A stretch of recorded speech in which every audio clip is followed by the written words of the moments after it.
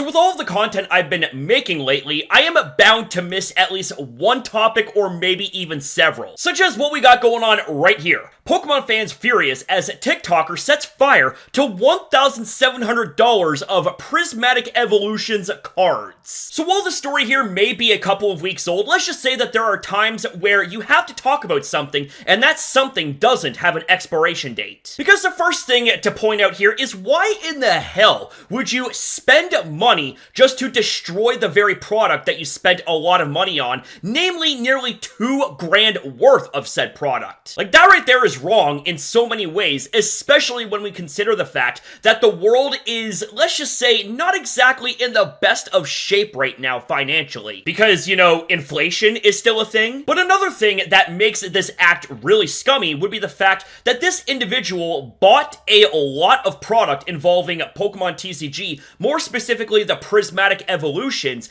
This right here is something that a lot of people struggle to get, even just a mere pack of, and this individual bought a whole stock worth, and he just ends up destroying it right in the faces of everyone that wanted to have a piece of that action. Now look it, if you buy something and it becomes your property, that is yours to do with. There's no argument against that, but it's still a very scummy thing to do nonetheless. Now I do have something else to bring up, so just bear with me on this one. Like, what if all of the boxes that we see here in this video were emptied, so all of the contents within those boxes were removed and resealed, making it look like that he had just bought them specifically just to set them on fire, therefore making a stunt like this go viral and getting lots of views and attention. Now, with all that being said, it still doesn't come across well, because here's the thing, you're still buying out a lot of Pokemon cards, taking away from those that wanted just a little piece of that action when it comes to Prismatic Evolutions.